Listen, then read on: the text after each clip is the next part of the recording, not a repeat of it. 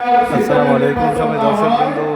ইসলামী আন্দোলন বাংলাদেশের কিশোরগঞ্জের গণসমাবেশে প্রচুর রৌদ্রের মধ্যেও নেতাকর্মীদের যে ভিড় আমরা দেখছি, আপনারা দেখতে পাচ্ছেন প্রচুর দর্শক, প্রচুর পরিমাণ নেতাকর্মী আজকের এই গণসমাবেশে অংশগ্রহণ করেছেন। প্রচণ্ড রোদ, তবুও ইসলামী আন্দোলন বাংলাদেশের নেতাকর্মীরা সেই রোদকে উপেক্ষা করে তারা আজকের এই গণসমাবেশকে সফল করার চেষ্টা করছেন। আমরা দেখছি সময় দর্শকবৃন্দ, আপনারা দেখছেন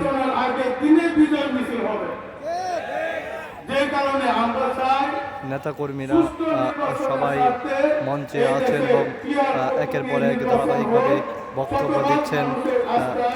স্থানীয় নেতাকর্মীরা আজকের এই সম্মেলনে উপস্থিত থাকবেন ইসলামী আন্দোলন বাংলাদেশের নায়েবে আমির মুফতি সৈয়দ মোহাম্মদ ফয়জুল করিম।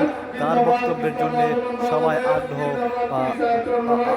সবাই আগ্রহ প্রকাশ করছে সময় দর্শকবৃন্দ।